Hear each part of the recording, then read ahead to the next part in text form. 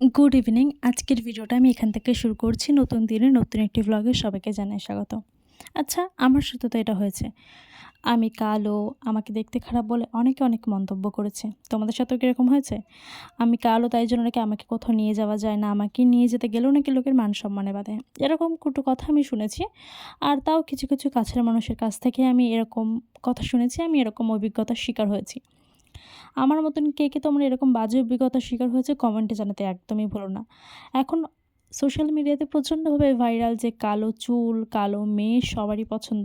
আসলে বাস্তবে কিন্তু সেটা একদমই না। এখনও অনেকে কালো রং দেখলে নাক সিটকোয়, কালো শাড়ি পরলে এখনও সেটাকে অশুভ বলেই মানা হয়। তো এইসব ধারণা করার পরও কিছু মানুষ সোশ্যাল মিডিয়াতে এরকমভাবে প্রিটেন্ড করে যেন তারা সবসময় কালো জিনিসটাকে ভালোবাসে। অথচ একটা মেয়ে যদি তাদেরকে দেখানো হয় তারা কিন্তু অনেক সময় কালো বলে সেই মেয়েটাকে বাতিল করে দেয়, রিজেক্ট করে দেয়। আমার সাথে এরকম অনেক হয়েছে। আমি এরকম অনেক অভিজ্ঞতার শিকার। যার জন্য আমার এগুলো ভীষণই খারাপ লাগে। যেহেতু একটা শ্যামবর্ণর বা একটা কালো মেয়ে জানে যে এখনও পরিস্থিতিতে বা এখনও এই সমাজে তাকে কোন পরিস্থিতির ভিতরে ফেলা হয়। আমার কাছে তো এগুলো খুবই নরমাল, কারণ আমি এগুলোর শিকার অনেকবার হয়েছি। আমি বেশি রংচং মেখে নিজেকে পরিষ্কার দাবিও করতে চাই না। আমি জানি আমি কেমন, আর আমি সেটা নিয়ে ভীষণই খুশি। আর এই যে ফাউন্ডেশনটা দেখছো না? তোমরা যারা আমার মেকআপ ভিডিও বা ডেইলি ভিডিও দেখো তারা জানো আমি ফাউন্ডেশন ইউজ করতে একদমই ভালোবাসি না। আমি যেমন আমি তেমনই থাকার চেষ্টা করি। আর হ্যাঁ, আর যে শাড়িটা দেখছো সেটা হচ্ছে আমার মায়ের। ব্লাউজটাও আমার মায়ের। আর এখানে আমি একটা লাল টিপ পরে নিয়েছি। আর ঠোঁটে একটু লিপ বামটা অ্যাপ্লাই করে নিয়েছি। কারণ ঠোঁটটা একটু ময়েশ্চারাইজ করতে হবে, তার জন্য একটু নরম করতে হবে তার জন্য। আমাকে কেমন লাগছে শেষের ভিডিওতে কিন্তু একদমই জানাতে ভুলো না। কানের পরতে আর লিপস্টিক পরতে কত রকমের সর্বনাশ করতে আমি পারি সেটাই দেখো। এখানে এক ব্যাগ কানের বলা যায়, আরও অনেক কানের ছিল সেগুলো আমি নিয়ে আসিনি আর কি।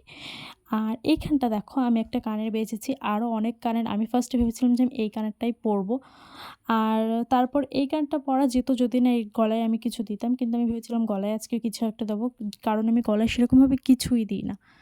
তো দেখো এইটা হচ্ছে আমার ভীষণই প্রিয় একটি গলার হার বলা যায় আর কি। আমার ভীষণই প্রিয়। এইটা কার ভালো লাগছে অবশ্যই কিন্তু কমেন্টে জানাতে একদমই ভুলে যেও না। এটা আমার ভীষণই প্রিয়। আর আমাকে এই শাড়িটা আর ব্লাউজের কম্বিনেশনটাতে কেমন লাগছে সেটাও কিন্তু কেউ জানাতে ভুলো না। যাই হোক, তোমার বাড়িতে কে সাজতে পছন্দ করো জানো? আমার যখনই মন খারাপ হয় বা কিছুই হয় আমি সাজলে আমার মন একদম ঠিক হয়ে যায়। আজকে সকাল থেকে অনেক রকম ঘটনা ঘটার ফলে আমার মনটা একদমই ভালো ছিল না। কিন্তু দেখো যখনই সাজলাম, সেজে একটু ছবি তুললাম, একটু ভিডিও করলাম, ব্যাস অমনি মন ভালো হয়ে গেল। আর আমি ইউটিউবটা, ইনস্টা, ফেসবুকে এইসবের জন্য একটু ভালো থাকি। আসলে এইসবের মাঝখানে নিজেকে একটু অন্যরকমভাবে খুঁজে পাই। নিজের যা ইচ্ছা তাই করতে পারি তো ওই জন্য। আর এখানে দেখো এই কানেরটাকে আমি ফাইনাল করলাম। আর এই কানেরটাই আমি পরেছিলাম, যেটা কিন্তু আমার ভীষণই ভালো লেগেছে। আর এটা পদ্ম ফুলের মতন কানের। যাই হোক, এটাই এবার আমি পরে নেব। আর আমি আজকে ব্লাশ করতে গিয়ে, ব্লাশ লাগাতে গিয়ে একদম একটা সর্বনাশ করে ফেলেছি। মানে যতটা বোধহয় লিপস্টিক ছিল সবই আমি আমার মুখের ওপরেই অ্যাপ্লাই করে ফেলেছি। ব্লাশ, তারপর আইশ্যাডো আমি বেশিরভাগ না লিপস্টিক দিয়েই করি। কেন জানি না আমার বেশি স্বাচ্ছন্দ্য বোধ হয়। আর ফাউন্ডেশন ব্লেন্ড, তারপরে আইশ্যাডো ব্লেন্ড, এগুলোও কিন্তু আমি আমার আঙুলের দ্বারা বা হাতের দ্বারাই করি। আমার ওসব মেকআপ স্পঞ্জ একদমই ভালো লাগে না। ভেবেছিলাম যে চুলটাকে খোঁপা করব, কিন্তু না। তারপরে দেখছি যে চুলটা ছেড়ে একটু অন্যরকম লুক লাগছে। যেহেতু আমি সেরকম একটা সাজতে পছন্দ করি না, সেরকম খুব একটা ভালো সাজতে পারিও না। আমি জীবনে কখনো আইব্রো করিনি জানো?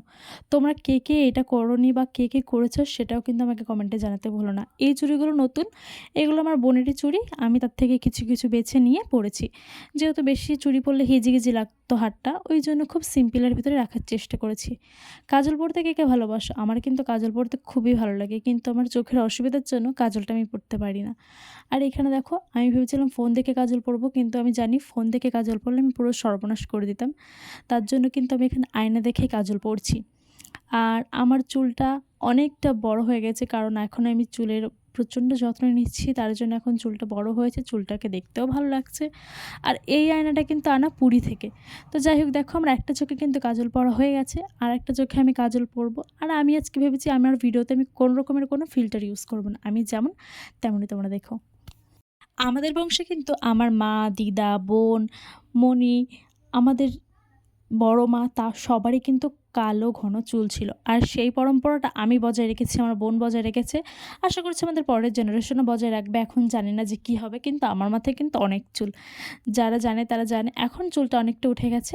আর এখানে দেখো আমি ২ টো লিপস্টিক অ্যাপ্লাই করব ভেবেছিলাম। একটা হচ্ছে ব্রাউন কালারের, আর এটা হচ্ছে লিপ লাইনার। আর ভেবেছিলাম যে ভিতরটা একটু ভায়োলেট কালার বা পার্পল কালারের দেবো। কিন্তু দেখো লিপস্টিকটা পরার পর না মুখটা অতিরিক্ত বাজে লাগছিল বলে আমি ভেবেছিলাম যে কালারটা এবার চেঞ্জ করব কিনা বুঝতে পারছিলাম না। যেহেতু আমার পাশে আমার মা ছিল না, মা একটু দূরে ভিডিও দেখছিল।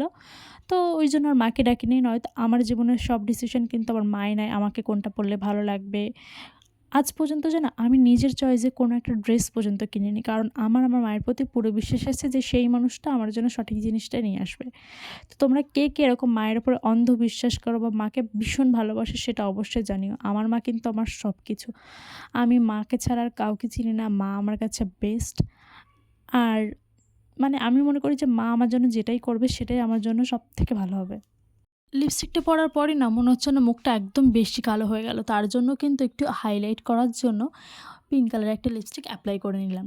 আর তার আগে দেখো আমি কী করেছি, ব্লাশ লাগাতে গিয়ে একদম ভয়ঙ্কর একটা কাণ্ড করে ফেলেছি, যেটা তোমার ভিডিওর মাঝখানে কেউ বুঝতে পারবে না, কারণ ভিডিওতে তোমরা দেখতে পারবে না অতটা। কিন্তু রিয়েলে আমার মুখটা বাঁ সাইডে এতটা বেশি হাইলাইট ব্লাশ হয়ে গেছিলো যে কি বলবো, মানে প্রচণ্ড বেশি যেন ব্লাশ লাগছিল আর প্রচণ্ড পিঙ্ক পিঙ্ক লাগছিল বলে আমি আবার শাড়ি দিয়ে সেটাকে মুছে আবার মুখটাকে ঠিক করি।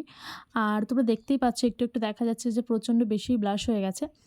আর এটাকে আমি অনেকক্ষণ ধরে ধরে ঠিক করার চেষ্টা করছিলাম। আলটিমেট আমি করতে পারি না, আমার চোখগুলো ভয়ে বড় বড় হয়ে গেছিলো যে কী বাজে লাগছে। হাতের অবস্থাটা দেখো। এখন আমি ব্লাশটাকে ঠিকঠাকভাবে করেছি, ঠিকঠাক জায়গায় এনেছি। আনার পর ভাবলাম যে এবার হেয়ারে কিছু করা যাক। তারপরে আমি দেখছিলাম যে আমাকে চুল বাঁধলে ভালো লাগবে কিনা, আমাকে খোঁপা করলে ভালো লাগবে কিনা, কিন্তু না কোনোভাবেই না নিজেকে ঠিক মানানসই করতে পারছিলাম না। ভেবেছিলাম যে চুলটা বাঁধলে ভালো লাগবে। তারপরে আমি না নিজে থেকেই বললাম যে না, চুল বাঁধলে একদমই ভালো লাগছে না। তারপর আমি লিপস্টিকটা চেঞ্জ করে নিলাম। ভেবেছিলাম যে লিপস্টিকটা চেঞ্জ করলে মুখটা ভালো লাগবে আর হয়তো চুলটা খোলা লাগবে না। কিন্তু তাও না, লিপস্টিকটা আমাকে চেঞ্জ করার পরও আমাকে আমার চুলটা খুলতে হয়েছে। আর যাই হোক, আজকের মতন ভিডিওটা কিন্তু এই পর্যন্তই। আমার ভিডিওটা কেমন লাগলো অবশ্যই কমেন্টে জানিও। আর যারা আমার চ্যানেলে নতুন তারা আমার চ্যানেলটিকে ফলো করে দিও। আর যারা আমাকে ফেসবুক থেকে দেখছো তারা অবশ্যই আমাকে ফলো করে দিও। আর হ্যাঁ, আমার নখে ভীষণ বাজে বাজে লাগছে, ওটাকে কেউ মানে খারাপভাবে নিও না। আমি হাতে কাজ করেছিলাম, একটু সবজি টবজি কেটেছিলাম, সেই জন্য কিছু কজ থেকে সবজির জন্য হাতের নখের ওই অবস্থাটা। তো যাই হোক, আজকের মতন টাটা। আর ব্যাস, সবাই আমাকে ভালোবেসে যেও, সাপোর্ট করে যেও এইভাবেই।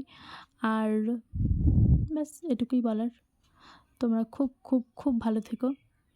দেখা হচ্ছে নতুন একটি ভিডিওতে, নতুনভাবে নতুন রূপে তোমাদের সামনে আবার চলে আসবো। আর আমাকে অনেক ভালোবাসা দিও।